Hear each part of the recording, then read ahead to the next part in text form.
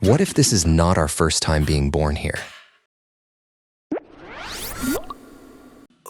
You may think that there is no scientific basis for reincarnation, but in the world of religion and psychology, many people believe in reincarnation. For example, Buddhism teaches the law of cause and effect. Simply put, this law of cause and effect states that good things happen if you do good things, and if you do bad things will happen. Buddhism teaches that this law of cause and effect works through the past, present, and future lives. This law works on the premise that humans are reborn many times. Ancient Egyptians believed that humans have souls. They believed that the souls returned to the other world and came back to this world again. Many thinkers and philosophers were active in the ancient Greek era. Thinkers, including Socrates and Pythagoras, advocated the idea of reincarnation. Sleeping prophet Edgar Cayce, he was a Christian, and so when he was awake, he claimed that there was no reincarnation.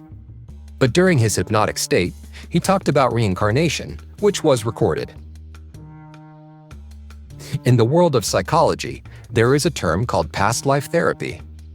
This was originally conducted as regression hypnosis, which was used to awaken forgotten childhood memories, but many people began talking about memories from before they were born. As you can see, past lives, reincarnation, and rebirths are not mere fantasies. They are the facts that have been passed down throughout history. Have you ever felt nostalgic when you met someone for the first time, or when you visited a place for the first time? Many people have experienced and believe in soulmates and déjà vu.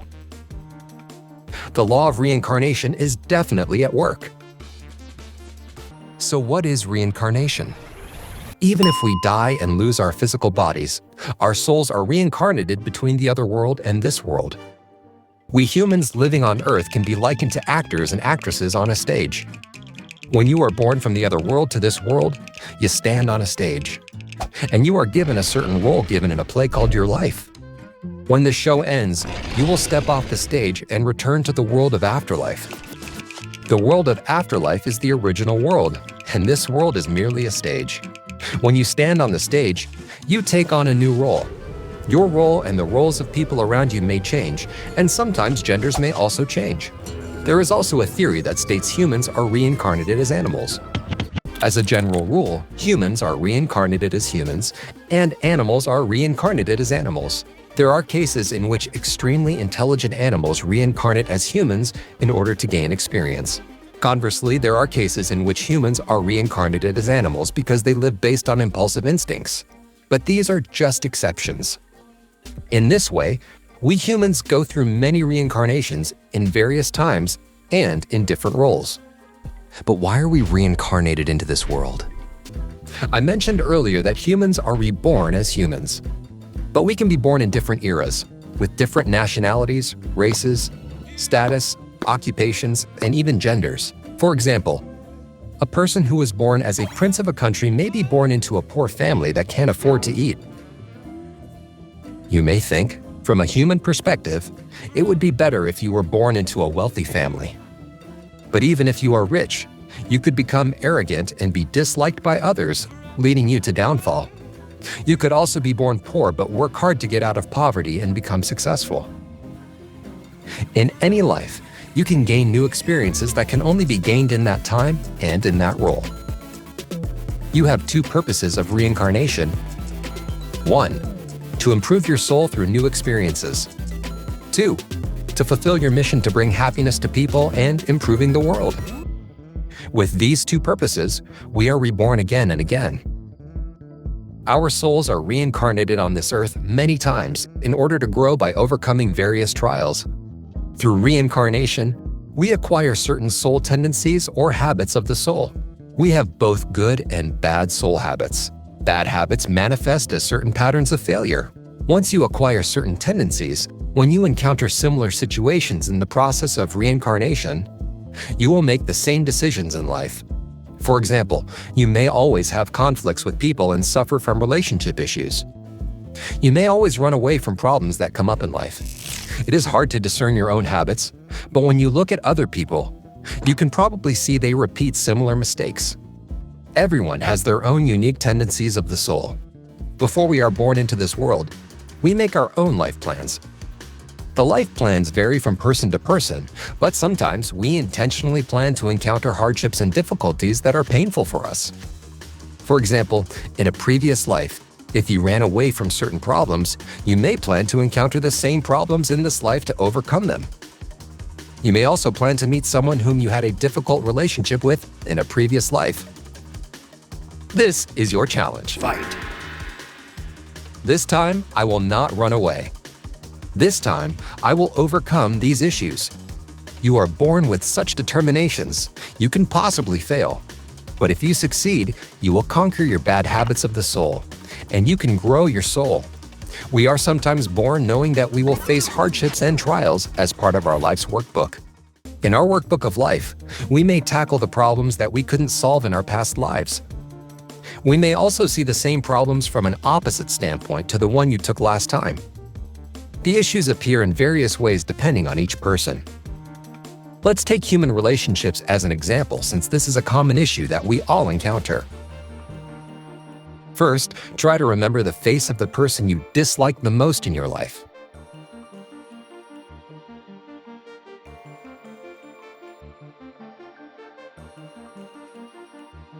Did you think of someone? That person is most likely someone who holds the key to solving the problems in the workbook of life that you chose before you were born. For example, if you are always in disagreement with each other and don't get along, you probably did not get along in your previous life either, and in this life, you've met again. This time, your challenge may be to reconcile with that person as an issue in your workbook of life. That person may be your boss who bullies you. This doesn't apply to everyone. But if, in a previous life, you bullied someone or treated your children or spouse badly, you may be born in their position and experience the pain and hardship they went through. Sometimes experiencing the pain makes us decide never to do such a thing to others. We can also understand the suffering of someone who has been hurt, and we can help them. If you are on the side of bullying someone now, it may come back to you in the next life. On the other hand, there are also people who are close to you, such as family members or best friends. There is a high possibility that you had connections with them in previous lives. They may be people you made a promise with to be born in the same era and work hard for each other's growth. They may be so-called soulmates. We took human relationships as an example, but our workbook of life contains many other issues. Some people make plans to go through setbacks, such as failing exams or going bankrupt, and then make a life plan to recover from adversities. Others may plan to suffer from illness or disability.